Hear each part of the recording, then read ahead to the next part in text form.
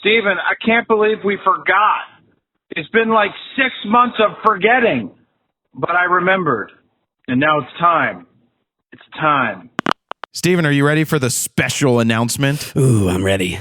It's time to announce the employee of the first 6 months, because we didn't do it for the first 6 months of the year. God damn it. Yeah. Who do you think it's going to be? We have a new employee as of this year, so it's now much harder for you to become employee of the month because there's a whole nother person. I'm never employee of the month. There's only one person, and that person is... Well, we might have a change this month for the first 6 months. The employee of the month for the first 6 months of 2026 is... Jared! Yeah! I'm employee of the month again. Nancy. No, we don't have a Nancy. She's our HR rep, which is actually Jared, for those wondering. Jared's always like, you have a problem? Call Nancy. No, you have a problem? Put it in the anonymous comment box at the front door. That goes to Jared. I read every one of them, and I know your handwriting. And before it was like anonymous, when it was like, it was just me as the sole employee in the beginning.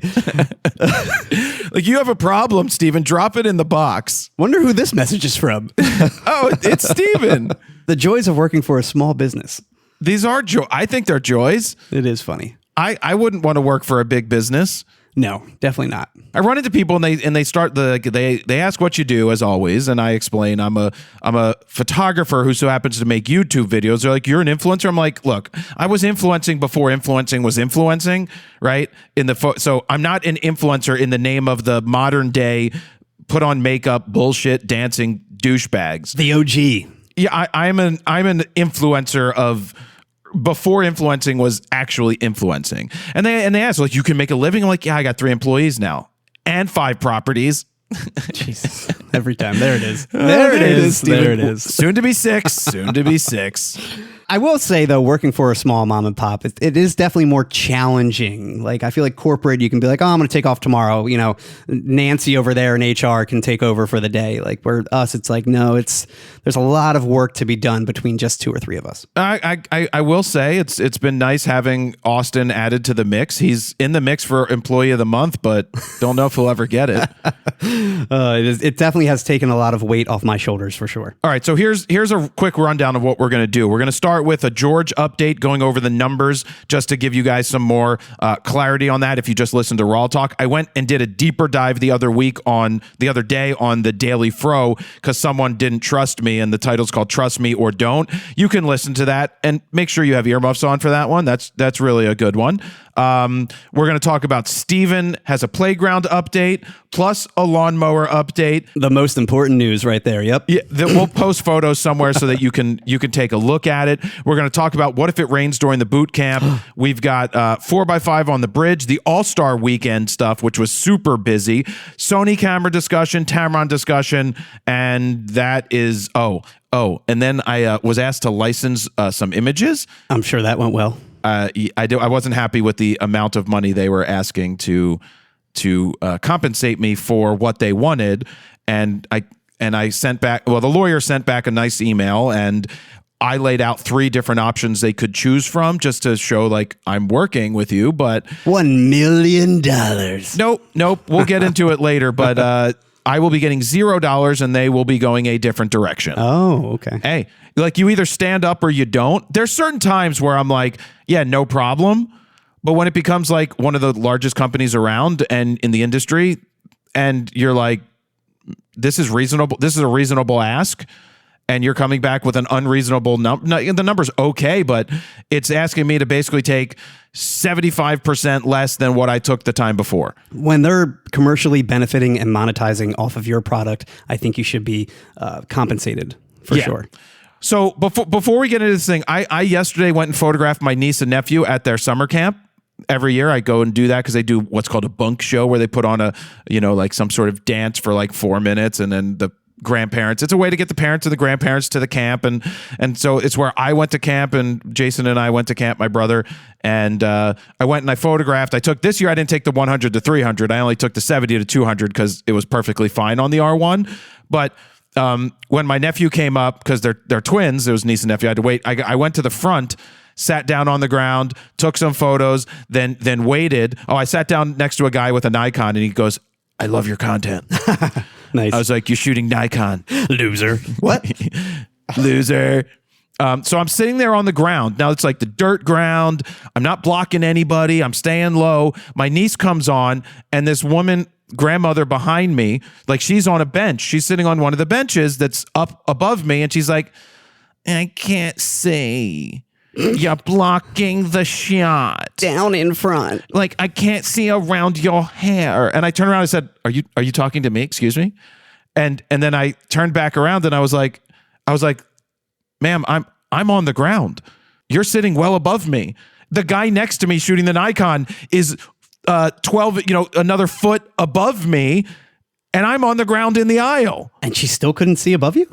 She ended up switching chairs with her son-in-law. I will say, though, I've shot behind you in photo pits, and it is very difficult to shoot around you just because of, obviously, your hair. My muscles. Your giant guns, I usually can't get past them. What about my ass? And your badunk. There's no room to squeeze behind you. Imagine if you had to shoot down low and my ass was in the way. Full moon tonight, baby. It's massive. Hey, did you see the Titanic video I put up? The Titanic video. No, I did not. Go on Instagram right now and look at my post. This one? Yeah. Don't play any more of that. We don't want that audio like, can't play to the come music. across. Yeah. No, I walked in front of the fan and the guy filmed me and then someone's like, man, Jared doesn't skip leg day. That is a compliment. When you say Jared doesn't skip leg day, that's a good thing. That ass, man. It's an ass. It is. Thick. 3 C's for sure. Yeah, well, sometimes you just got to do what you got to do. Moral of the story is I still got the pictures of my niece and nephew. Oh, what I want to say about that is at one of these things, it's like you don't need to see if your child or grandson or whatever isn't up. Like, I was thinking about this because people are like, excuse me, you're in the way. Not to me, but to other people. And it's like, you know what? When your kid is up, stand up, film, get it. Then when someone else's kid is up, you're not doing the same thing. We don't need to see anybody else. That is very true. So it's just like people get so bent out of shape on stuff. Anyway, let's get to a George update. If you didn't know, which you probably should know by now, we've been raising money for sending money to George, who is one of our guides in Kenya, who I've known for 3 years. Don't want to go into the whole story anymore, but we're raising money to bring water to his community, and now we're going to be able to bring electricity to his community. The water is basically in. I have updates on that. Wow. Now we've gotten raised enough money that they can start looking into the solar and battery power, which is great. We know the price. It's like $8,000 or something. So I'll be starting to send him that money today so they can start doing that. But we're well beyond $30,000 in revenue generated from this whole thing. Oh, that's amazing. And it's revenue. Now, it's not charitable. Let me make that clear, because someone questioned my integrity on this. And again, there's the podcast on the Daily Fro called Trust Me or Don't, where they're like, well, it's illegal to do this, and you're raising money and you're calling it charity. Yeah, if I said that it was a write-off for you and tax deductible to get you to give a donation, that's a problem. It's no different than GoFundMe, where you're just giving money in the hopes that the person does actually do the thing they say they're going to do. And that's the moral of the story. You trust me or don't. We've had 182 people make donations directly for $10,551.62. Wow. Nobody has bought the $10,000 option. No. Unbelievable. That's crazy. I can't believe it. There's only 22 17 by 22 prints left. The $100 prints, we've sold 78 units from 65 buyers. Wow. Somebody bought, a couple people bought 3, a couple people bought 2, and I actually have 31 boxes going out. They're sitting at the front waiting for UPS to show up so that those 31 boxes can go and get shipped. I actually had the tubes, but then I was told that UPS and USPS charge handling fees for tubes, extra handling, because they could roll around and get lost and stuff. Makes sense. In fact, one USPS one hasn't even been scanned in yet. I don't know where it is, which is frustrating. So I'm shipping now everything UPS ground, because I think that is much better. And the prints are in tubes, and they're now in a 22 by 6 by 6 box, which look really good. They're nice and clean. That should give more stability to the shipping. And so that's how those 31 boxes are going out. And now it cost me a little bit more money to do this, like $1.31 a box before shipping from Uline, because I ordered 100. And you order the tube, so it's like $2. It's like $4 cost to do this stuff, which I'm probably eating that cost, whatever. Yeah. But it just means that it's going to get there better, and that's why it's just the right thing to do. Why do you prefer UPS over FedEx? Is it just from a cost perspective, or? It's the same either way. It's just that it's easier to get a UPS shipment here, I think. Oh, actually, you know why? It's interesting because UPS is all all employees. They work for UPS. FedEx ground are people that just have trucks. Remember, they have. You know how that works. Yeah, they have territories that they have, so they're not really like employees of FedEx. And I can tell you, I know one who I hang out with who says some things about making deliveries for FedEx that I sit there and I actually say I don't agree with what you do. For example, he's like, when somebody orders, no one knows this person. When someone orders potato chips through the mail and they're too lazy to go to the store to get it, I smash them a little bit before I drop them off. Dude. And I'm like, hey, asshole. I'm like, one, that's fucking stupid. And this is a guy I know. And I say this to him. I'm like, what if that person is handicapped? What if they don't have the ability to get out of the house, to go to the store to get something, and you took it upon yourself to crash it, smash it a little bit? Like, that's stupid. I will say UPS has a couple like subsidiary like companies that will still deliver for them in the name of UPS, but under a different name. Like I think my lawnmower, for example, was delivered by a company called Roadies. Well, that's and they different. Are technically a UPS company, and it's just a Joe Schmo who rented a truck and a trailer dropping off my lawnmower. It wasn't actually UPS. That's like for bigger products and stuff. Like freight. For freight and stuff. They just have other ways of doing it. And the reason I asked FedEx versus UPS is because I recently had a bunch of issues with FedEx. Like I've lost a couple Amazon packages over the past few weeks, which I've never had. With FedEx? I've never had happen before. Yeah, with FedEx specifically. 2 packages got lost via FedEx. That's the ground people. That's like my friend who smashes packages because... It's your friend. It was probably him. I ordered a lot of potato chips. Did you really? What kind? I'm a plain potato. I haven't had potato chips in a long time. I love potato chips, but I don't eat them anymore. I like the kettle cooked kind. You know, I'm kind of that crispier, the better. Ruffles are always a big fan of those. Though. Sea salt. Yep, all about it. I will never do salt and vinegar. I will never do ketchup flavored chips. I will never do barbecue. I will never do that. Dude. What's that shitty flavor? Onions and sour cream and onion? What? They're so good. I just want to eat the fucking potato chip. Like when you get sunflower seeds, do you get the plain original? I do. I don't get the ones that's like jalapeno poppers. If you need to flavor something to make it something that it isn't, you're a douchebag. I forgot. No fun, Jared. Yeah, no fun, Jared. I mean, hey, I'm all about standard plain potato chips for sure, but I will fuck with some barbecue or especially sour cream and onion chips on occasion. Yeah, well, all right.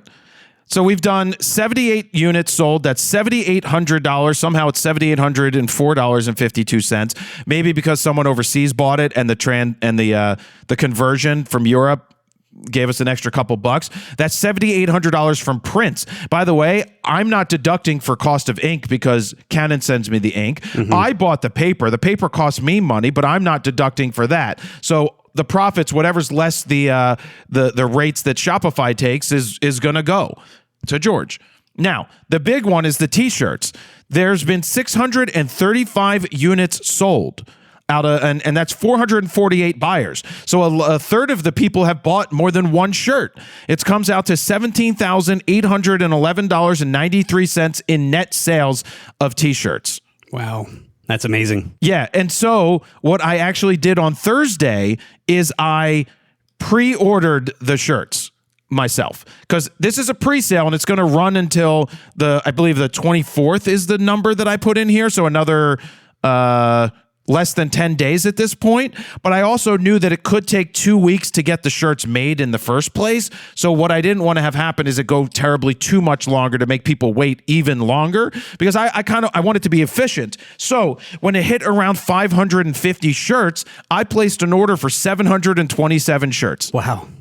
727 shirts that I ordered that got in on Thursday/Friday to the printer. So they should be in process now. And they told me roughly 8 business days to do it. Why 727? It seems so random. That's just how the mathed when I did the numbers of shirts underneath, because I had to guesstimate based off of sizes that people were buying for different colors. The number one color is maroon, followed by the OD green, followed by the black. Interesting. I would have thought black would have been at least second, but No. that's me. I'm an all black kind of guy. I like the color versions, but we gave people the options. Also, I'm paying extra to have them bagged, folded and bagged.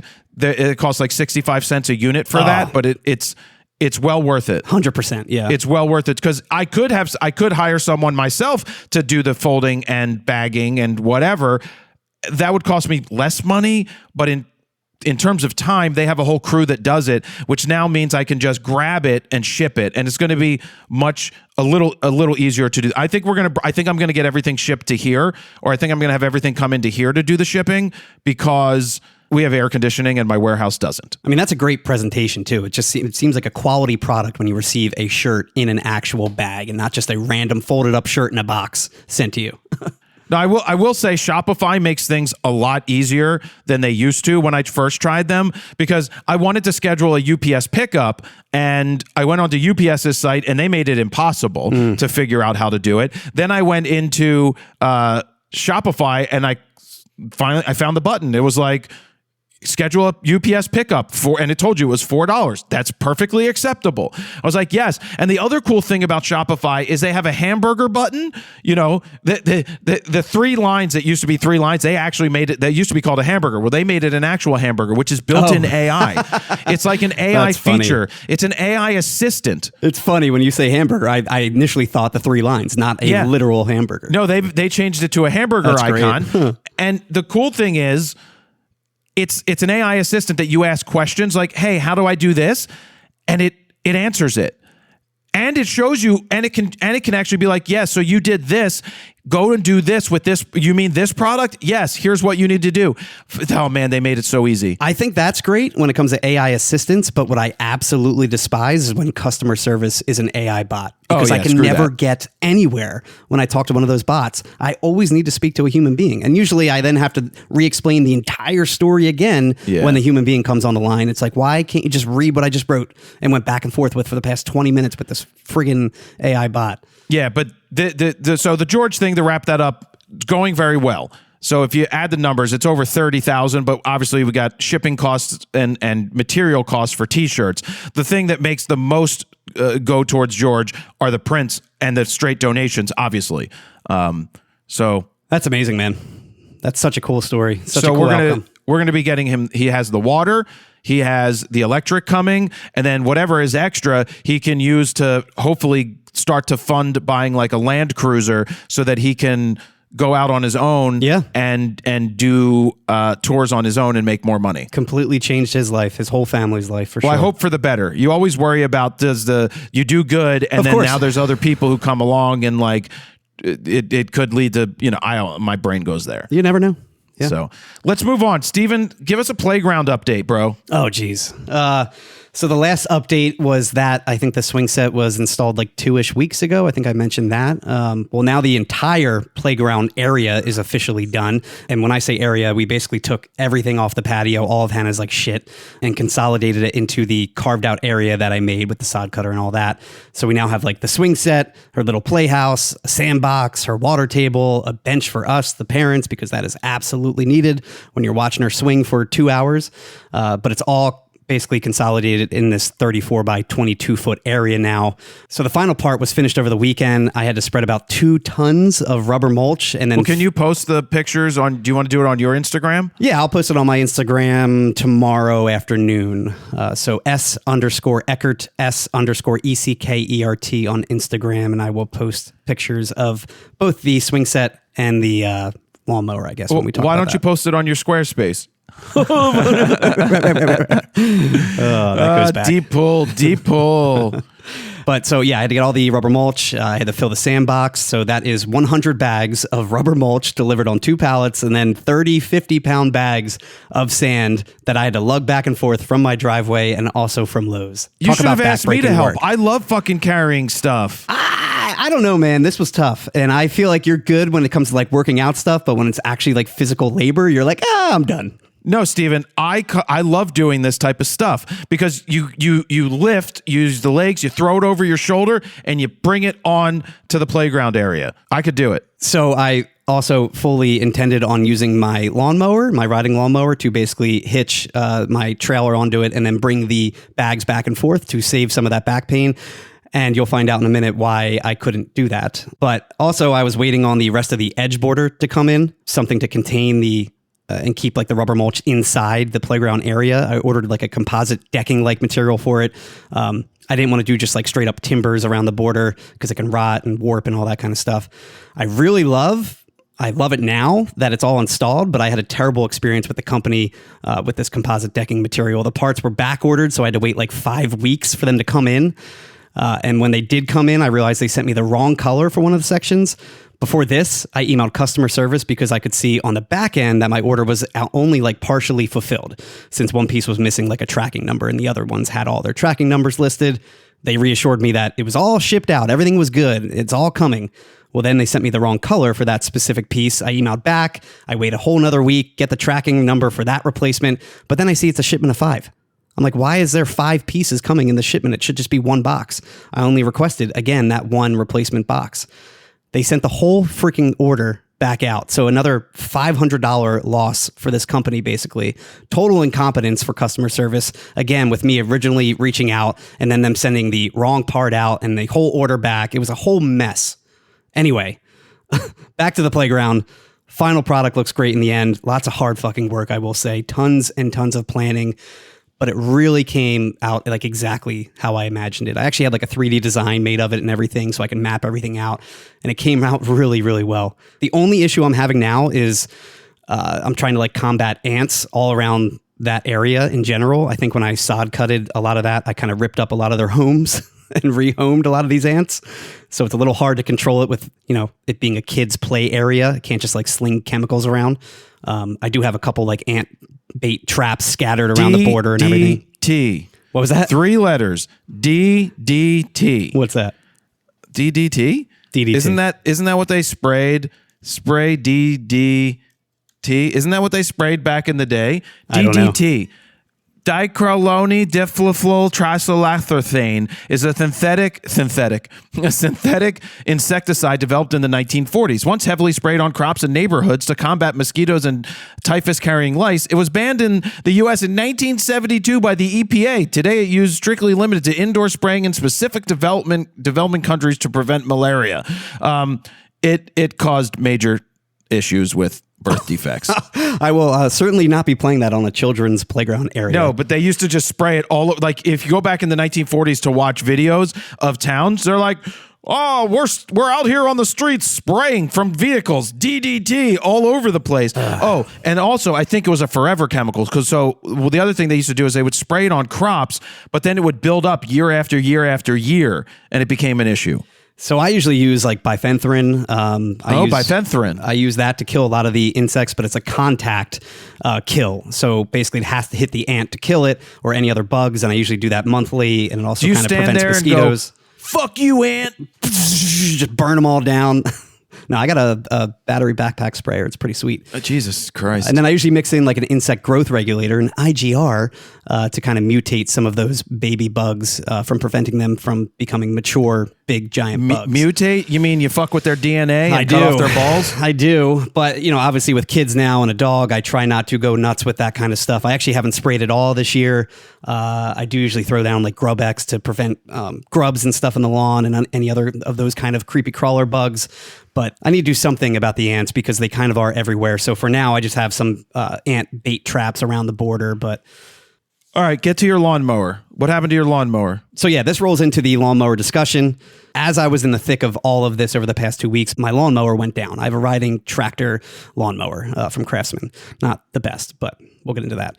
I beat it up pretty badly, though, with scalping the playground area down to like basically dirt and then hauling the sod back and forth after cutting it. I mentioned this last time, but it was like 600 square feet of sod, lots of heavy, wet sod that was really weighing down the mower as I was taking it back and forth to an unknown area on something that's behind my house. Illegally dumping that people sod. might be playing a sport on.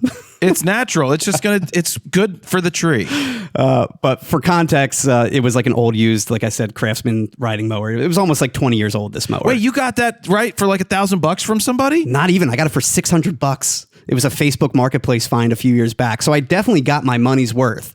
And I used it for maybe 3+ years. I thought about buying you the gift of a riding mower. Really? I remember back in the day. I asked you which mower you liked, and I was like, oh, well, I think I threw out like a crazy $10,000 like commercial zero turn. I almost bought it. No, that would have been overkill. So anyway, I went to mow a few days later after like all of the swing set and playground shit was done. And I just hear like a big snap. And then belts like grinding away on my lawnmower. I'm like, what is going on? I literally did one pass and the whole lawnmower like falls apart. I thought it was just like a drive belt or something, but the frame literally snapped off the axle. Nice. Like they were separated in both the front and the back. If I tried to push it, the whole like top part of it just comes off the axle, like the wheels. It was bad. I did eventually get it to a local repair shop. They picked it up. It was great. They immediately were like, this is FUBAR. Dude, it's toast. It's completely done. It's beyond repair. Fucked up beyond all recognition. That's what FUBAR means? It's a Band of Brothers line. Yeah. Oh, from the Band of Brothers? Yeah. Oh, I didn't. It's watched like a World that. War II thing. That's such a great freaking series. God. One of the best series until I wasn't a big fan of the Pacific or even the. Oh no! Forget South Pacific, and then the next one. The new was one, the Masters too. of Air. I think I wasn't. Yeah, Master of Air had potential, and then it was just floundered. But the original Band of Brothers, along with Saving Private Ryan. Best so ever. Good. Anyway, the hunt for the mower then began. I'm like, I don't know what I'm going to do. I've already waited like 2 weeks to mow the lawn. Now I got to wait another 2 weeks for this repair to come back, which never happened. So it's like a month in now, and I'm like, I'm in desperate need of a cut on the back lawn. Anyway, I went right back to where I got the original lawnmower from, Facebook Marketplace, thinking I could find something quick. I just wanted something, went through a couple listings. I actually went to pick up one at someone's house. I found a decent listing. And then I quickly realized the dude was basically trying to scam me, which was really frustrating. He used like AI images on the listing. He basically trash picked a mower, got it barely running, tried pawning it off as it was his own personal lawnmower for years. It was like rusted to death, had all types of bugs under the deck. It was a mess. Also, little did he know that I actually owned that exact same model the past few years, so I knew how it should be running, and this thing did not run well. Fast forward, no luck finding anything decent. That was used at least. So now I'm like, fuck it. Buy once, cry once. I'm going all in. I'm going to get exactly what I wanted all these years, a zero turn mower. And the hunt for that began.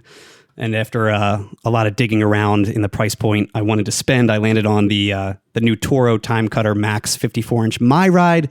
Oh, Blacked Out Havoc Edition. Oh, you had to go with the blacked out edition, did you? Chrome wheels? All black every day. No chrome wheels. No. So how much does this thing cost? In terms we're of getting cameras. the price? Yeah. Let's say it's equivalent to like an A7 R6 R5 Mark II camera. That's it? Price wise. Only $4,000? Closer to 5. That's it? That's a lot of money. I'm going to get one for here. Dude, you're going to do 2 passes and be done. It's a 54-inch deck. Done. But this thing is badass. I sent you a picture of it. There's lots of commercial features on it. It's got like a 23 horsepower Kawasaki engine, 54-inch 10-gauge fabricated steel deck. It's not stamped. Kawasaki! Pro tube frame. It's got a drop pin system. Dude, what I really think you would like is this has a My Ride suspension. Like the whole entire seat is separated from the actual frame. So it's kind of like IBIS on a sensor. Like that stabilizes while the whole camera moves. It's the same thing with a lawnmower. It's really freaking cool. Can I come and cut the lawn once? Yeah, you can. I want to try. Whenever you want to come by, I can throw you on this thing. I just hope you don't run through the fence with it. Hey, you never know. Because I'm still learning myself, and using a zero turn is way different. It's very much like driving a shopping cart. Like the way you turn your hands to navigate like a shopping cart, both hands forward to go straight. If you're turning right, you kind of move your one hand out a little farther. And what then happened vice to versa. just a wheel? Why can't we just have a wheel? So some models do have a wheel, but because this is it's a zero turn. It has two separate transmissions, basically, one for each wheel, and you're independently driving each wheel. Okay, I get it. And it literally is a zero turn where it will spin in a 360, but you still want to do like a 3-point turn so you're not ripping up the lawn. Anyway, welcome to Lawn Talk. Finishing this up, I will say after looking around, I realized most of the mowers, like core features, they're all like the same, basically, just like camera systems for the most part. The same wheels, same engines, same frames, same decks. It's very, very similar. I'm coming back to like cameras. It comes down to like which company do you want to go with? Which company do you want to be in bed with moving forward? Who has a great reputation? Who has a great service reputation? Who's been around? And I was back and forth between a bunch, but I did land on Toro. But I will say like Skag and Bad Boy and a couple other brands were up there as well. Anyway, it's very similar to the camera world. Find what fits you best. Find what brand is best for you. What lenses are best for you for that system, and move forward with that product. And that's kind of how I landed on this specific mower. But great. Moving on. No more lawn talk or playground talk. That is the update on my crazy life. Yeah, so we got the boot camp coming up on Saturday, and right now the rain is shifting around. Right now it says it's not starting till 11:30-ish, but keeping going, and it doesn't look like it's a ton of rain, but I think it's going to be hit or miss. I don't know, man. Right. I think it's going to be hit or miss, but it just means that, I mean, we'll keep an eye on it, but this is part of being a photographer, is you have to work around the situation that you have. Ideally, I want to be outside with the models and basketball players and skateboarders. But if it looks like it's going to rain later, I might just have to put the stuff that I do last first, because I want to do the basketball and I want to do the skateboarder, but you can't do the skateboarding in the rain, and it's a little more dangerous to do basketball because he could slip out when he goes to jump up. True. I personally like starting the day with the models, non-moving subjects, so people aren't just spraying and praying, because by the end of the day, we have them in a much more confidence place for not spraying and praying, but we just have to work around it. So that's what we're going to figure out what to do. What is the game plan if it just completely downpours all day? I don't think it's going to. What if it does? I don't think it's going to. We've got some overhangs outside that we can use that would be a little more difficult, but we'll figure it out. We can do indoor stuff, but it makes it more difficult, obviously. You've been pretty lucky over the years with these boot camps. I mean, I think you've only had one time where it kind of rained, but it was just a little bit. It wasn't bad. Well, we lost skateboarding one day because we did end up getting rain later in the day. But hopefully it shifts to later and later, and that way we can. I just have to shift a few things. We might have to skip the morning introductions and not make them as long, even though I love that part. Just get out and shoot. It gets camaraderie, but it just be like, look, let's get shooting in. We can talk later. Yeah, we can all talk later in the rain. Just basically reverse the schedule around for the most part. A little bit. Yeah. So I had a busy week of shooting. Yeah, you did. A real busy week of shooting. And it wasn't just the all-star stuff that came to town. It was on whatever Saturday. Was it Sunday or Saturday? Saturday, the Ben Franklin Bridge was closed. I wish I went. I mean, it was a shit show. There was a lot of people. Yeah. But I decided to take the 4x5. I talked about this on the Daily Fro, where I was like, I woke up in the morning and I was like, I should take my 4x5 with me instead of just walking there. And then my body was like, what do you need to do that for? Like, why are you doing that? Yeah. And then I have this rule that if my brain says, maybe you should do this, within reason, of course. If maybe you should do this, then you should. And so I packed up my 4x5 into my backpack with the lens, carried the tripod, walked 1.5 miles from Troy's place to my buddy Troy and Stina, his girlfriend, to the bridge. It's 1.5 miles away. We walked there, got right up on the bridge, set up the camera. So many people recognized me, and so many people had questions about the camera. I bet. For context, too, the bridge was closed to celebrate the 100th anniversary of the Ben Franklin Bridge in Philadelphia. That's why everyone was basically able to walk on the bridge all day. Yeah, only on half of it, because they had to leave the other half open for emergency vehicles. Oh, okay. That's why the other half was closed. Makes sense. But if you look back at original footage from 1926, when the bridge opened, the day of, it was wall-to-wall people. They didn't actually have a median in the middle of the bridge back then. Mind blowing that they knew to build it that wide, back then, when I'm sure there were a lot more limiting in terms of how many cars there were. I think it was more horses going across. Yeah, but it's what, 7 lanes across? It's 7 or 8. It's wide. It's big. Yeah, it's like, I think it's 8. It can end up being 8 across. Yeah. And sometimes they shift it depending on which way traffic is going. They could get more in. Just crazy that they thought to make it that wide in 1926. Yeah, it's a cool bridge. It was fun to be able to walk across it. I really enjoyed taking the camera. Did I like sweating my ass off with the camera, carrying it? No, but it was great because I could just set up and people would walk around. Some people started to line up because they're like, can I get my photo taken? It was like, no. But I was taking a photo and this woman who was there with her daughter and mother was like, can I pay you to, can you take a family portrait of us? And I said, sure. No, I said, sure, right away. And so I did their family portrait. She tried to hand me money, and I said, no, thank you. That means I got to make her prints. Hold on. I got to take a honey, that's not even close to what I would charge. Do you know who I am? Hold on. I'm making a note. I told her I would make her 2. She's like, how much for 2 prints? I'm like, nothing. She's like, what? I'm like, no, nothing. I'm like, this is just what I do. Yeah. Then she's like, well, would you ever come and do like more fun family portraits? And I was like, no. Can't afford me. No, not even for money. I'm not going to do that. But I will send you, I will make you these 2 prints. Well, while you're making that note, my brother actually went as well with his entire family. And if you recall, it was a crazy downpour later on that day, like 3 o'clock at 3:11. He was going across, like he was like at the middle of the bridge when all that happened with his family. Crazy lightning, crazy thunder, total downpour, and he said he got stuck in the middle of it. He's like, it was the scariest thing I've like ever witnessed in my life. It was torrential downpour. Yeah, it was bad. And major thunderstorm. The problem, they did a pretty bad job of organizing this properly. Yeah. They didn't have tents set up along the way. So they only had in the Camden so you don't know, the bridge is like 2 miles across. Yep.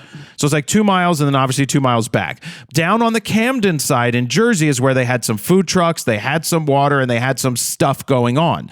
But nowhere in the 2 miles across the bridge did they have a resting spot. Did they have water? Weird. And people were passing out left and right. And that's why they had the emergency lanes and they were taking people out. Wow. Right? Like, because people were passing out. And there was no water. There was no respite. There was very little shade. Obviously, you could stand under where some of the stanchions were. Like, that created some shade. But it was, 95 degrees with humidity.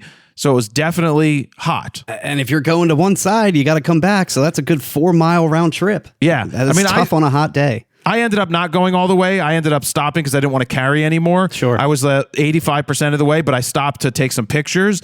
And I'm happy with the photos I got. I posted them on Instagram. Also, Troy took some pictures with his EOS R because he was practicing for a shoot, which you heard about. I did. I heard how the images turned out, I will say. I heard your quick critique on them and how they weren't the best. Or in your words, I think you were like, these are shit. No. No, I posted yesterday the good photos he took of me. There's like 5 really good ones. Yeah. And I said to him, but these other ones where you just took pictures of random people walking are absolute garbage. He's like, oh, I didn't shoot with intent. I'm like, well, yeah, that's the point.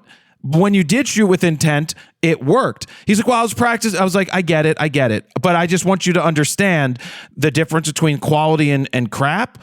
And he gets it. And so it's not saying don't try and take something that's experimental. It's just that taking a tight picture of someone walking across the bridge where you have no scene or no set, it's just a tight picture of someone just walking is really bad. You were very blunt, I will say, but it's needed for something like that. And I think he was just trying to be like, I was just simply practicing like exposure and stuff and not really taking pictures with intent.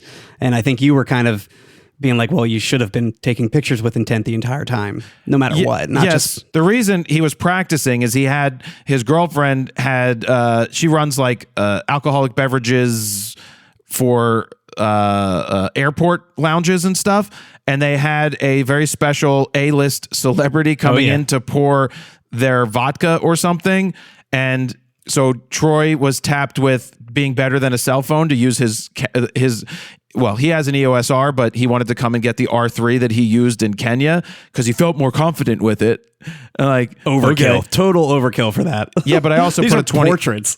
They're not. Well, I put a 24 to 70 2.8 on there RF for him. I was going to ask what lens did he have? Yeah, I couldn't give him a kit lens, but I trained him a little bit, and Bryan Cranston was the guy. Oh, you're giving away the name? Okay. Yeah. So he had to photograph Bryan Cranston, Which is mind-blowing that Troy like barely knows how to use the camera. And he's like, here you go. Here's photograph Bryan Cranston.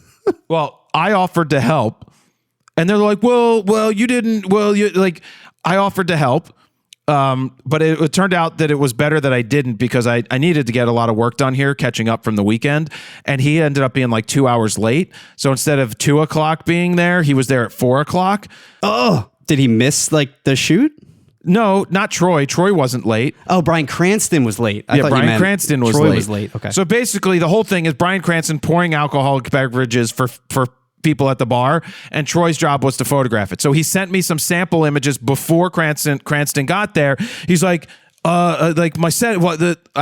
He took a picture of the back of the camera, which is good because I saw his settings, and he was at 12/50th of a second at 2.8, and the auto ISO was at 10,000. I'm like, Troy, because he's used to shooting like running wild animals. I said high shutter speed. I told him before, set it no higher than like 3/20th of a second, not even, or 2/50th. Yeah, I'm like 4,000 ISO is going to be fine, but if you set it to 2/50th, and I know the lighting's going to be weird, I'm like, we can fix that in the RAW file. I just care that you just focus on your composition, but keep that ISO down. Basically, get the shutter speed doesn't have to be fast. Also, trying to combat any flickering light, like if you could be at like 1/125th, 1/250th, something like that to match. On for him. Yeah, there you go. Good. So anyway, he's like, I struggled with something. I think he did fine. Ish. He's going to come in, sit here, and I'll yell at him when I get the pictures on the computer. Did you actually see some of the final photos? No, I haven't seen anything yet. But he sent me some videos because Bryan Cranston, yeah, he made a video for Troy's friend who has a Heisenberg tattoo. Oh, wow. Like a perfect portrait. And so the guy's name is Maddie Mayhem, right? He goes by Maddie Mayhem. Sounds like a porn name. Mayhem. What? How'd you know he made porn? In his past life, he's made porn. I mean, it sounds exactly like a porn handle. They used to hire women, and then he and his buddy would film it, and then his buddy would get upset like, "Oh, this is my turn." He's like, "You film." So then Maddie's filming. It's like this whole thing. Oh God, it's Maddie Mayhem. He's a trip. He's a trip. He's covered head to toe. So Troy gets Cranston to make a video, and so it's Cranston holding it in front of his face, down low. He's got the beard, the goatee or the beard and everything. He's looking at Troy. He's like, this is for, who's this for? He's like, it's Mayhem. Oh, Maddie Mayhem. Oh, okay, Maddie Mayhem. He's like, quit being a bitch.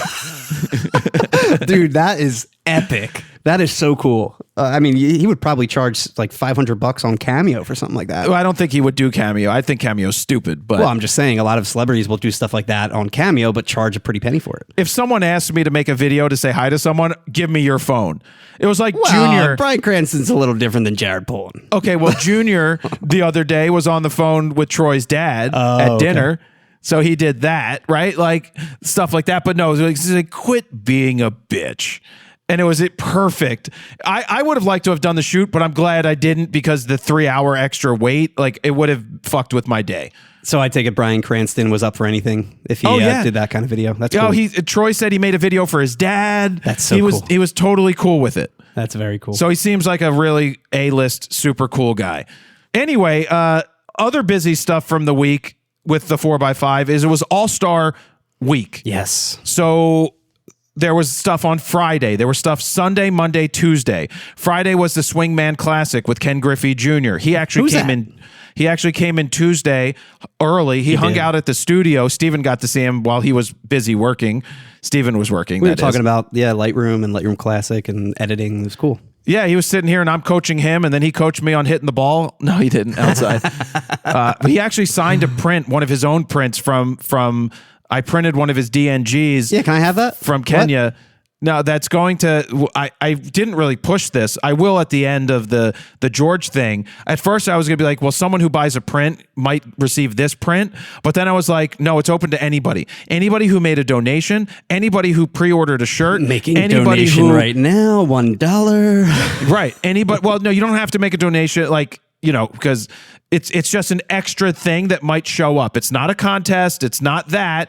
It's just a nice thing. Junior signed one of those things, and it's his print, and he signed it. But anyway, did the Swingman Classic, did the Home Run Derby, which I thought was one of the most boring things ever. I'm not sure why anybody would pay money like your brother for that. He's all about that stuff. I know. And then the All-Star game, all done with the 4x5. Now, part of the reason of bringing the 4x5 is it's a thing to be seen with, but it's also different than everybody else. Mm-hmm. No one else has a 4x5 out there. Well, and you can also take that risk by bringing a camera like that. Most can't. It's a great conversation starter. I ended up with the idea that I wanted to take photos of the other photographers. Mm-hmm. So I got 4x5s of other photographers to get like that. I love them. I got some future star photos, but with the All-Star game and home run derby on the field, it was impossible to get anything pregame because there were hundreds upon hundreds of people milling around. I can't believe how many people they let just out on the tarp. It was crazy. There was a lot of people, yeah. And I put some reels up that you guys could see that. I also put up a reel yesterday giving you behind the scenes look at where everybody gets to shoot from. I did that during the World Series. I also did that again the other day, because it's just cool to show you the field. I love when you do stuff like that because it is behind the scenes access that most photographers do not normally see. No, I don't do it for the YouTube channel. Maybe I should. I think we should too. Yeah. Well, I should have taken the Luna, the Insta360 Luna with a microphone and done it. Or just done the video and then done a walkthrough. I don't think it's just, I sometimes don't think about making all that stuff. It gets complicated. Speaking of the Luna, by the way, you use that for the RX10, no, the Tamron review, right? To get footage of you shooting? Well, I wanted to just take it around because my buddy Tommy was in town and running up the stairs. Yeah, anyway, he wanted to use it while I was shooting because he loved playing with it. And so he did some footage of me shooting with the Tamron. The footage looked pretty good. You know, the stuff that was shot in like 4K 24, the weird 2.7K or whatever that was looked a little soft. I don't know if that was like 60p or something, but the standard footage looked pretty solid. I mean, granted, it was just a regular sunny day, but you guys clearly had like an ND filter on and shot it properly. And I don't know if I would know the difference between that and like a full frame camera from seeing that footage. Looked great. Oh. I don't love like the crazy stabilization on those kind of gimbal cameras. Like it just looks artificial to me. Yeah. It looks too smooth and not lifelike. Like too Rob Thomas. Too Carlos Santana. So back to the All-Star stuff. People wanted, like, I left the home run derby right before the finals. I had no reason to stay. I couldn't really get great photos. I actually did take some 4x5 of the crowd that looked cool because I just saw the negatives. I like that. It would have been cooler if I could have had a straight on shot of the crowd in left field or right field just to get them as the ball was coming in to see if they could catch it. That was kind of cool. Like, I wish I did a little bit more of the stands stuff, but it's hard to know when you can't see the results, obviously, right then and there. Yeah. So for the All-Star game, I ended up shooting the national anthem from up top because I wanted all of the players on the line in focus and the entire field and everything. Did you see that? Did you see my story yesterday? I did see it. Yes. You showed me. Yeah. I showed you the fail. I did. Yes. Well, so I didn't just take one picture waiting for the national anthem, for the fireworks to go off, but that's the first one I scanned. And it's focused on like the last player. It's focused in such weird places. It makes no sense. It almost looked like you focused on the 250 at the bottom near home plate. Yeah. Well, guess what, Steven? What? I scanned one of the other ones this morning. Fine. Fucking yes. So you probably just were off, realized it, fixed it. No, I didn't change a thing. I left the focus locked. It had to be camera shake. It had to be stadium shake. Oh. Maybe it was something. I don't know how it was different. Not shake. It had to be movement, like physically on the lens, right? Well, maybe, you know what I should do? I'm going to scan. No, it's not the lens. It's the whole body. Maybe the camera shifted after I did like 6 or 7 different shots. And early on it was set right. But at least I have one with the flag out on the field during the national anthem. I'm looking at it. I'm like, wait a second. Everybody is sharp. Was that tilt shift? No, I didn't do tilt shift. I did flat. Because tilt shift, I could understand it being a little off by camera shake, but not the other way around. No, but it's probably camera movement because that picture looks like I had the line of the dirt cut out, you know, the warning track. I had that lined up in the viewfinder properly, right below the 250. But that last photo has it off kilter a little bit. Just weird because, you know, obviously you're focusing from hundreds of feet away. Like, you really would have had to turn the lens, I feel like, physically to not really shift focus that much. No, it could slip or whatever, something went off. I'm just saying, if there was some shake in the stadium where your camera moved back a foot, it really would not have changed focus that much. From a foot, yes, it would. But not from photographing something hundreds of feet away. I was just under f8. So I was at like 6.3, between 5.6 and f8, because that's what it has on the lens. And that was 100 speed film, 1/30th of a second. So a 30th of a second is the slowest shutter speed I have other than bulb, right? But I didn't want to do bulb. And the exposure was reading like f6.3 to 7.1 on my light meter.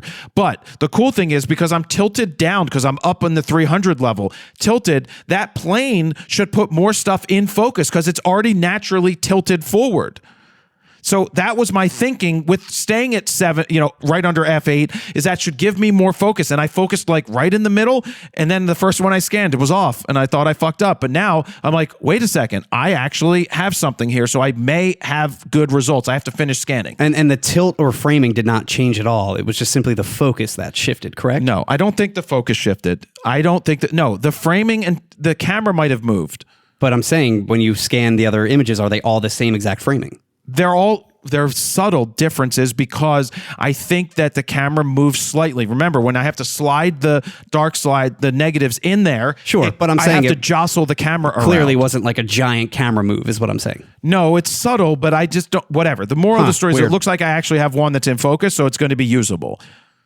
Where the whole line is basically in focus. And you don't ever shift your focus, like, just to make sure you got it, like, hey, I'm going to start here, but then let me, I do. Okay, so maybe I do, but not that. during the national anthem when I only had 1 minute and 30 seconds. I pre-locked it in, and I didn't want to take a look again. Weird.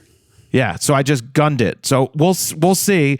It took 5 or 6. I even took some during the Canadian national anthem. So if one of those is sharp and the best, and so be it. That's it. All I care about is that I wanted that both teams on the line, up first base and third base, basically in focus. Cool. So anyway, we had an event here at the studio. The PBPA, the Professional Baseball Photographers Association, it's not of America, association, was looking for a place to have a meetup. They do it every All-Star game. And the reason they do it is a lot of the team photographers all fly in to do the All-Star game to cover their players. And so there was going to be like 20 or so people, and I volunteered to use my studio. I'm like, you're more than welcome to use my studio. I'm like, if you need the food taken care of, I'm going to handle that. You can reimburse me, but we're not going to do garbage. So we had $500 worth of sushi from Morimoto. I got pizzas and steak sandwiches for people that, and French fries for people Nothing that like just wanted mixing sushi and pizza. Hey, people wanted regular stuff. We had some beer, some wine for people, some sake that I brought back from Japan, the Canon sake. Still have mine. It's very good. I'll never drink it. It's probably going to go bad in my fridge now that it's open. Oh yeah, but it was super fruity and tasty. It was really good. Jumai. Yeah, Jumai. But anyway, we had all these photographers here. I set up Big Bertha so they could take a look at Big Bertha, because these are all sports shooters, so they will get it. I let them look through it, focus on outside. Like, they were like, wow, how did they do this stuff? Seriously. But the coolest thing was this guy, Al Bello. You should look him up. He's one of the best Getty photographers in the world when it comes to sports. I was showing the irony that his last name is Bello. Oh, yeah. We were looking at 4x5 stuff on the computer. I wanted to show him some stuff. Oh, I was showing the 5x7 stuff that came from Big Bertha. But when I was going through my catalog, I went past some bowling stuff. And he's like, hey, I know that guy. And it was like Cam Crow. I'm like, how's he know Cam Crow? He's like, yeah, he's in that bowling show I watched. It was a pretty shitty show, but I watched it. He starts talking about bowling. He's like, I love bowling. He's like, that show was incredible. He's talking about this show like I should see it, and he's like explaining like you should go watch this show. And I was like, Al, I'm like, you know that's my show, right? He goes, no. Wow. What do you mean? That's amazing. He's like, I never watched the credits. I'm like, well, I created it. It started with, he's like, it's incredible. He's like, I love the show. And he's going into all these details about stuff. And I was like, that's awesome. That's so cool. Because it's so random. And that's part of the issue with like streaming TV is you never really stay it says start next episode in 5 seconds automatically. So it basically skips the credits. I mean, the fact that it was unprovoked too, like just that he brought it up out of nowhere and randomly started kind of talking about this show and how much he loved it. and then come to find out you are basically the reason that show exists. I am the reason that You are. show exists. I've said it time and time the one again. who knocks. I am the danger. Yeah. Quit being a bitch. Yo. Oh, that's so good. Anyway, it was a good time with all these photographers in town. I liked hanging out with them. It was great bringing them to the studio. It was good seeing them out at the field. It's nice to put faces to Instagram posts and stuff. And so, yeah, I was more than happy to host and hopefully do a good job. It was a fun night. Yeah, I got to talk to the Royals photographer. I got to talk Jason to Hanna. the Marlins photographer. Jason Vinlove. Yeah, I'm just trying to say generally the team names because I think people would get that more than the names. We had great Cubs. people. We had Getty photographers. We had the head of Getty Images for Wow. baseball. She was there. We had the Anaheim Angels.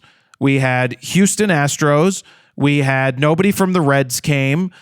We had Cubs, Royals, Pittsburgh Pirates, and I think Phillies that is about. Oh, Mitch came from the Phillies. So yeah, we had photographers from a lot of teams, and social people that they bring, and video people. So and the Marlins for Jason. Yes. Yep. Yeah, and the Marlins. So it was a really good turnout. I enjoyed doing it. And and Yuki came. He's a Japanese photographer who's been here for 20 years that basically covers Japanese baseball players all over the country.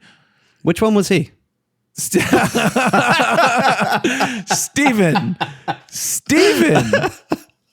Oh, I had to. Oh, that's good. He was so cool. He came bearing gifts because in Japanese culture, they like to bring gifts. And I thanked him for the gifts. I now realize that it was his chocolate because one of the bags is like open and he just still brought a gift of the matcha Kit Kats. It was probably his stash, but he didn't come empty handed. I found that to be great. That is funny. All right, Steven, let's get into the gear. Let's start with the Tamron discussion and then we'll get into the Sony discussion. So this one, if you recall, was rumored as a Sigma ultra wide angle lens a few weeks back from Sony Alpha Rumors. And then we quickly realized it was a Tamron lens based on like the button layout and how a Tamron lens is normally set up. Now, this is Tamron's first big leap into the pro market. Besides their G2 and like their 35 to 150 series, they're mainly known for like budget zooms, more cheaper, again, budget friendly options. They do have a handful of primes, but nothing to write home about except like their 90 2.8 macro. That's kind of the only prime that's worth talking about. Anyway, they now have the 12 to 20 2.8, the widest they've ever went with full frame mirrorless. And again, their first foray into like the pro market. Before that, they just had their 16 to 30 2.8 G2. They also had like the 15 to 30, but that was for DSLRs, so I didn't even count that this time around. The biggest thing about this launch, though, like I mentioned, it's the overall message. This is the new Tamron. They did a whole like branding change, no more long naming schemes like VXD, 3, DI, blah, blah, blah. Now it's just simply 12 to 20 f2.8, which I think is great. Because it got very confusing to list Tamron names, especially when it came to like titles on YouTube. Like, do we list all the crap at the end of the lens name, or do we just say it's a 12 to 20 2.8? Now we can just say it is a 12 to 20 2.8. Anyway, they changed the entire design as well. It is now considered their toned profile next design. The 35 to 150 initially introduced the original toned profile design, and this is kind of the updated version from that. Honestly, I still prefer like Sigma's look and feel and style of their lenses. I think it feels more professional, more sleeker. Tamron still kind of seems a little on the budget side, a little on the cheap side to me, feeling wise and just look wise. I don't know why. I think Tamron has a different look and feel. I sat through their meeting and they spent way too much time talking about looks and designs. In my opinion, it's a very Japanese thing to do. Agreed, is to focus on like, oh, we spent a lot of time on this notch and these switches. I'm like, guys, I don't give a fuck. How's the lens feel and how does it shoot? And I don't think it was that drastic of a change. Like, yeah, it definitely mimics more Sigma's lineup, and they do have like the aperture ring now, but there's still kind of like the similar luster look to it. It's fine. It's fine, yeah. But I thought the lens was very good. So the new lens has internal zooming. It has an integrated petal lens hood design. It's got like a bulbous front element that you would expect from like a wide angle lens like this. So it is a rear gel filter lens as expected. It's got 2 custom buttons, 3 customizable switches, the USB-C port for that Tamron lens utility.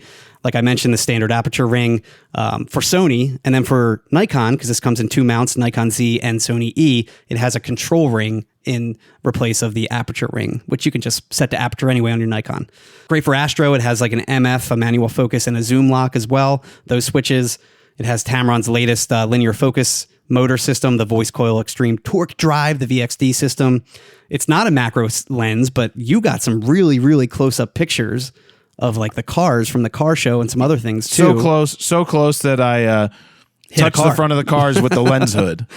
They say you can get as close as 2 inches from the end of the barrel. So in total, it's like a 7-inch close focus from the sensor to whatever the actual subject. But to me, close focus is how close can the fucking lens get to the subject? I agree, but every manufacturer and brand says something differently. Like they'll say it's a 2-inch, minimum close focus, but that's the end of the barrel. And then some will say, well, it's really a 7 because it's to the sensor. And You do this a little bit more. You try to go and say they told us this. And I'm like, yeah, but in reality, it's this. Well, that's why I brought up both. Because again, it's more like 2 inches. When they say 7 inches, it's more 2 inches because it's the end of the barrel. Oh, 2 inches and 7 inches? They say they have 7, but they really have 2, Stephen. Sounds familiar, right? No. No. Maybe it starts at 2 and goes to 7, Stephen. That would be nice. 6 to midnight. Oh. 12 bladed aperture it has, so that's pretty cool for those those stars and stuff like that. You got to be at f11 to get those stars. For the star bursts, I mean. Yeah, and then speaking of stars, bursts. this is more like an astro lens. I hate that fucking term, dude. I hate the generalization of it's an astro lens. Every lens can be an astro lens. Yes and no. I mean, I think it depends how wide it is, and then the aperture, of course. But it's also a photojournalistic lens too. I'm just saying, I'm not doing like a 14 millimeter f4 to shoot stars.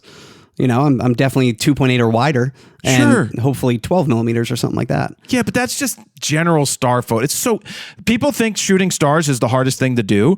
It is. You could do it with a kit lens, an 18 to 55 kit lens at 3.5 at 18 millimeters on a crop sensor camera. You point it at the sky. You do 25 seconds or roughly 20 seconds because you don't want to go over 25 because of the world. You got to keep in mind the rotation. Yeah. The rotation, but you do widest aperture. You sit there. You do 20. Call it 20 seconds. At pick an ISO, focus on a star, and then call it a day. You can do it. Yeah, they have that 500 rule, right? Where it's you divide 500 by your lens focal length, and then that will give you the maximum shutter speed in seconds for an exposure for shooting stars. That's typically how it goes. Anyway, this lens is $1,699, so $1,700 for the Sony E mount and $1,800 for Nikon. I'm assuming for that Nikon licensing tax, basically. I don't think it really competes with much on the Nikon side, minus the 14 to 24 2.8, but that's a $2,400 lens. That's a pretty expensive lens. Now, they do have the 14 to 30, but that's an f4. I don't really consider that competition to this. I think this is a good option price-wise for people that are on Sony, and Nikon, who are like, look, I just want wider, and I want wider. Well, especially when you compare it to the 12 to 24 G Master, which is a $3,200 lens, nearly double the price. Yeah. And this one might even be a little sharper. Now you're not getting the 24 millimeter, but like we brought up in the review, which I highly recommend you guys watch after listening to this, 20 to 24 is not that big of a deal. I'm looking more for the wide end than the long end. And I really enjoyed it from a photojournalistic standpoint. I think 12 is I've been saying it for years, right? I've been asking for what? An 11 to 20, 11 to 24, 11. I said even an 11 to 20 like F2 Canon RF, I would totally take. And because the thing is, some people are like, but what about the different, I have a 28 to 70 or 24 to 70. There's a gap from 20 to 24. I was like, guys, I always had to do this at the camera 24 store. to 28, yeah. Right. I'm like, that difference is nothing. The reason you get a wide angle, like that's why I hate the 16 to 35. I think the 16 to 35 range is one of the dumbest ranges. It made sense in the 90s when that was wide. 16 was wide. But I was always so jealous of Nikon shooters for having the 14 to 24, and we were stuck with the 16 to 35 on the Canon side. Until the 11 to 24 came out. Well, but that came out way later. I know, but I just hated the 16 to 35 because I felt like too much overlap between your 24 to 70 2.8. Agreed. I mean, going from 16 to 12 is a huge difference than going from 20 to 24 or 24 to 28 or whatever. Yep. So I'd much rather go wider. Now, I still think like Canon's 10 to 20. 10 is a little too wide almost. You start to get really like distorted fisheye look, stretched images, whatever it may be if you're trying to go rectilinear. 12, I feel like, is kind of as wide as you can go without really distorting the image. And I will say, speaking of distortion, not a ton of lens correction on this one. It seemed optically pretty good right off the bat. So where the Canon, on the other hand, is a massive difference when it comes to digital lens correction. For sure. Speaking of the competition, Sigma also has their 14 to 24. That's priced similarly. I think that's $1,500, so a little less. That's also a great lens, but again, 14 versus 12. And then you also have, I think, Rokinon and Samyang. They make like a 14 to 24, but I really don't count those. No, we don't. And then, yeah, Nikon has their 14 to 24, and Sony has a 12 to 24. So this is big for Tamron, because I do think, again, this is the big kind of like, hey, this is our introduction into the Pro line. This is the new Tamron. They have the new packaging, the new branding that they're doing, where they're just calling the box 12 to 20, 2.8. That's it. Nothing crazy. I think it's a great step forward. Yeah, let's move into this Sony stuff. Now that we know the camera's out, the Sony RX10 V, we have a video on it. If you haven't checked out our preview, should be linked down below. Yeah, so we finally have the RX10 Mark V after being rumored for a couple weeks. It's the next step up from a phone. We've talked about this before. It's a glorified smartphone and a camera body, really. An all-in-one mega zoom point and shoot.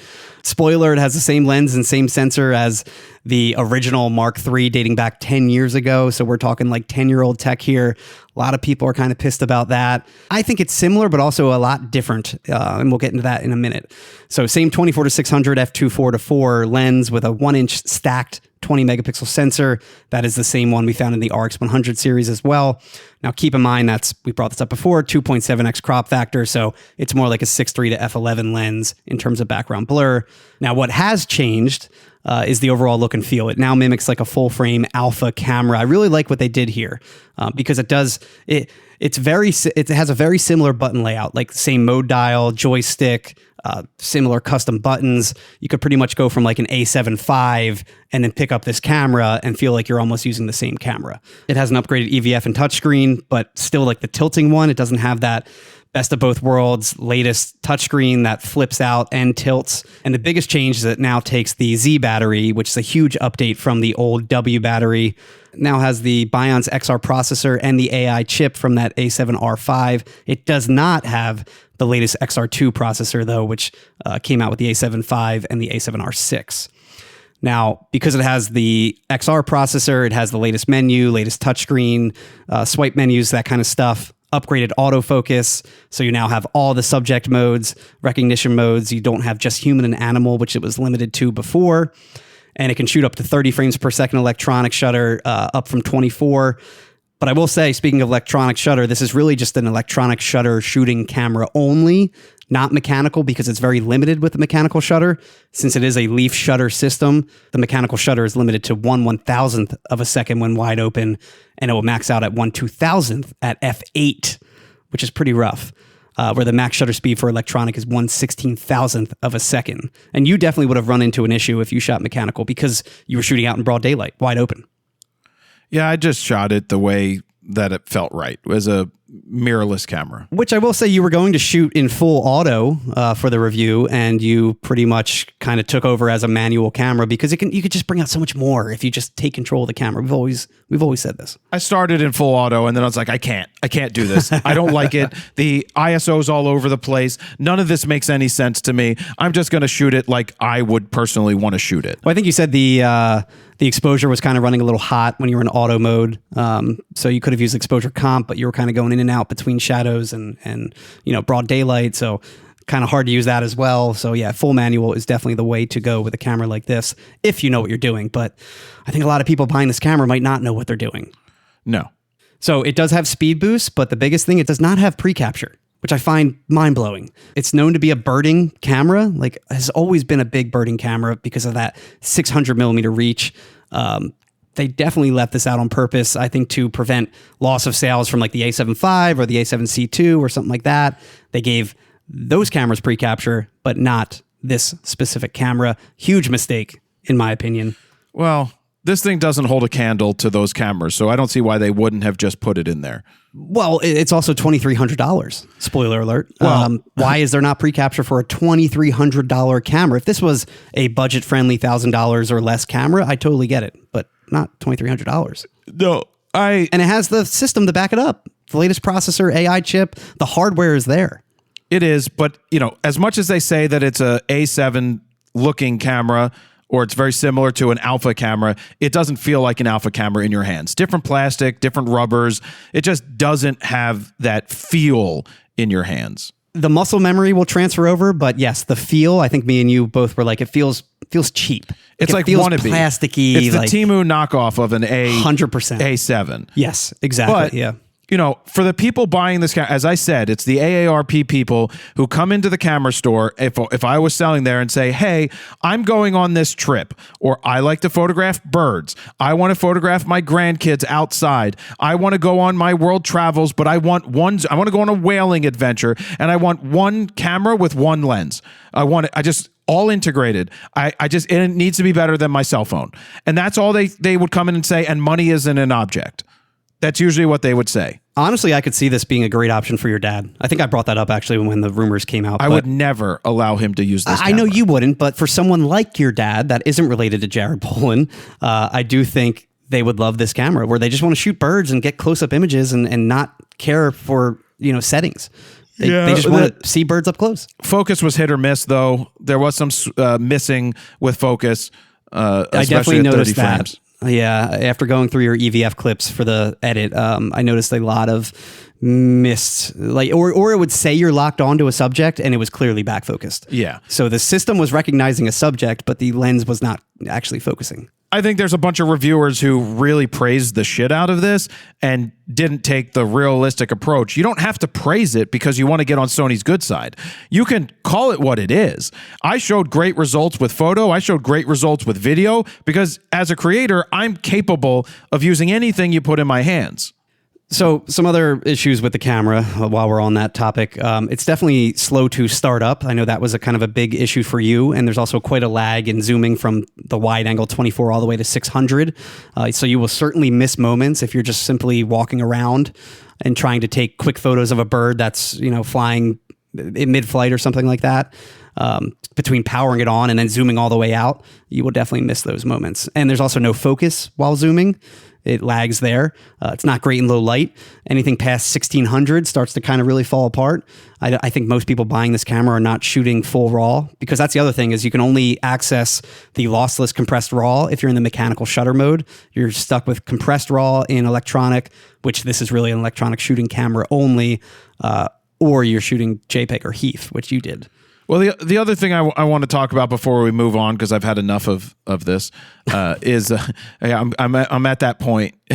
Like at the party the other day, it was like 10:30, 10:45, and I was just sitting at my desk because I just had work to do, and I just had enough of it. But I separate myself. Please go home. Please go home. No, I didn't say anything. I just separated myself from everybody else because I just had enough of the social stuff. Separated myself from everybody else at my own party. It wasn't my party. I was just hosting it for the your BBPA. Yeah, but it wasn't my party. You were the host. I volunteered my space for them. Yeah. It's their party. Anyway, the term that people throw around, and I totally disagree with for this camera, is bridge camera. Yes. To me, a bridge camera is something that leads you to, like, it's the go between a real camera and a camera that you're sober curious about.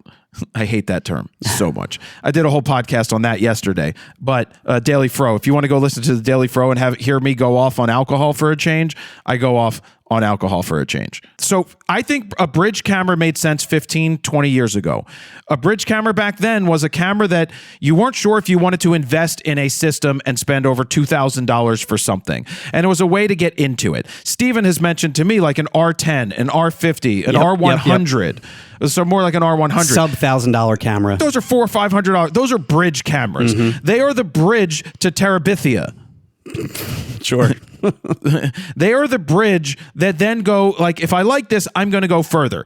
$2,300 is not a bridge. What? Well, what was the thing you said in the review? A hefty toll to pay to cross this bridge or something like that? I said, yeah, it's a bridge camera, like, but you're paying a hefty toll to get across that bridge. Yeah, that was good. So to me, you can't have it called a bridge camera and be $2,300 when an A7C II is $2,000 on sale. Well, that's my thing. Is like I'd much rather get an A7C II. Granted, you obviously have to put a lens on lenses. it. But totally you can get it. Cheapy lenses, especially full frame equivalent. Totally. You also get the full frame sensor. You get interchangeable lenses in general. You get full pre-capture, at least with an A7 V. I don't recall if the A7C II did that. No, I don't think it does. A7C II have pre-capture. You look it up. But my thing is, totally get it that most people, a lot of people that are buying this camera, the RX10 V, don't want to deal with interchangeable lenses. But that's why I don't call it a bridge camera, because there are people that just want to take damn pictures.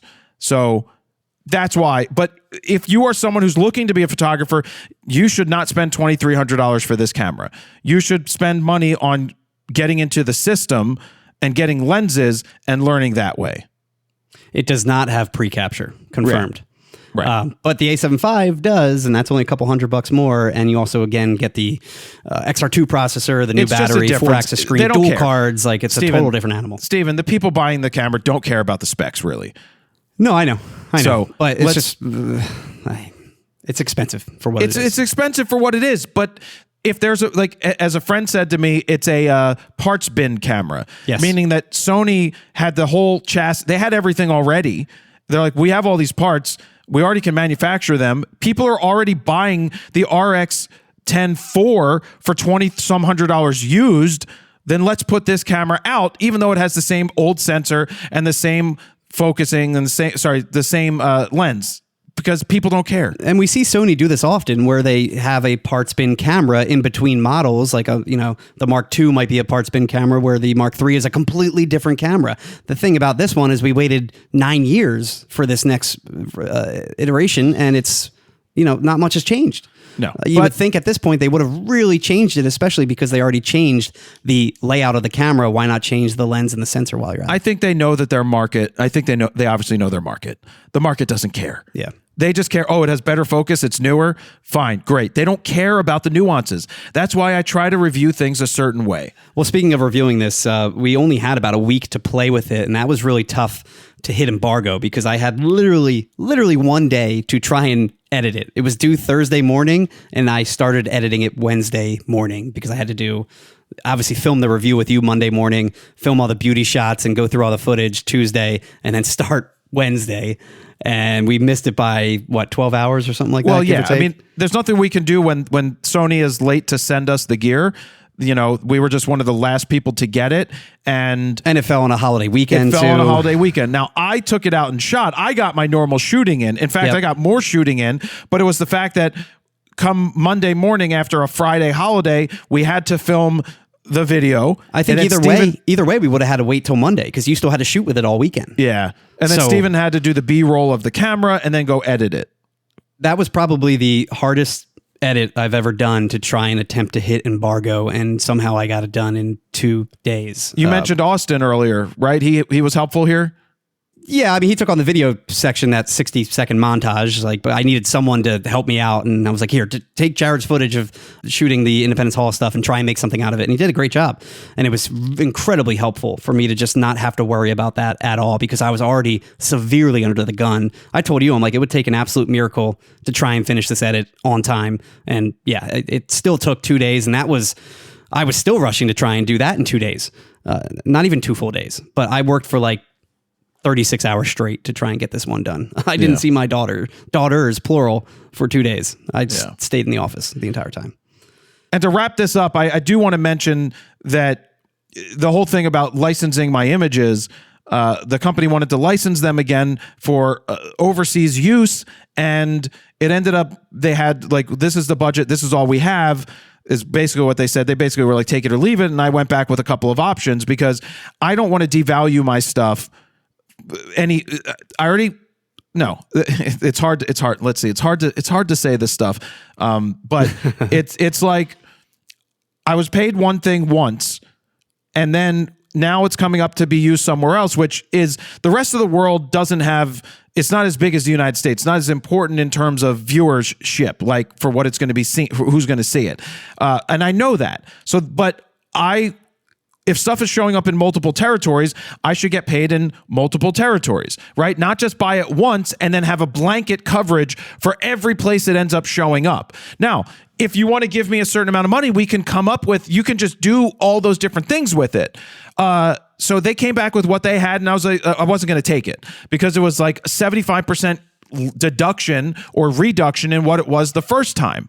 And so I have a entertainment lawyer that's helping me, and we went back nicely. He went back nicely and was like, here's options we have that we think are fair that we'd be willing to do.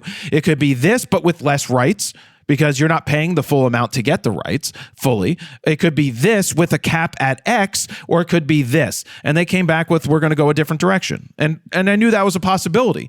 But at some point you stand up. I mean, I have no problem shooting a free photo for that woman on the street who asked for a family portrait, right? I can do that. And then this, is it turning down some money? Yes, but it was the principle of the matter. And you just have to choose your battles sometimes. Do you let them get away with it this time? Because they're going to want to get away with it again next time. They're a big company. They can afford it. It's like, I at this point, I was like, here's some options that I think are reasonable. And if they go a different direction, so be it. And that's what they did. And you have to live with that. And that's fine. So what are they going to do? They said they have other options.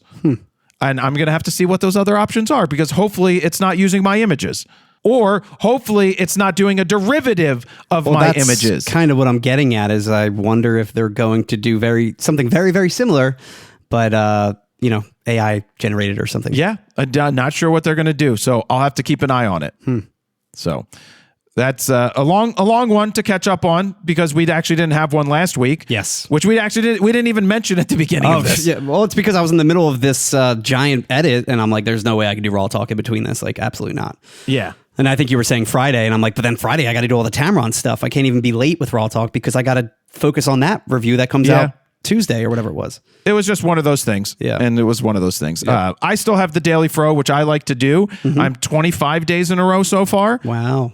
And there's always something to talk about, which is good. I feel like you're too deep into it now that you're absolutely not going to skip a day, like no matter what. I wanted to skip a day. There were days I wanted to, remember you were here the night of the event, and I was like, oh shit, I still have to do the daily fro. Yeah, but knowing you, I'm like, you're going to squeeze it in, guaranteed. Yeah, I mean, there's times I just drive back to the studio and do it. Or I did the walk and talk one. So now I'm carrying around the better Rode microphones in my pocket, just so that I could do better than the AirPods, just in case I need to do it. So I'm enjoying doing it. People are interacting. You could text us 313-710-9729 to let us know your thoughts and all. But that's the catch up for RAWtalk, which I didn't even say at the beginning, 204. Anything you want to add before we go, Steven? That is it. I got to now figure out how I'm going to control these damn ants out back. All right. Well, thank you very much for listening. Jared Polin Fro knows photo. My heart rate, I'm not telling you. You have to listen to the Daily Fro. Jared Polin Fro knows photo.com. See ya. Bye.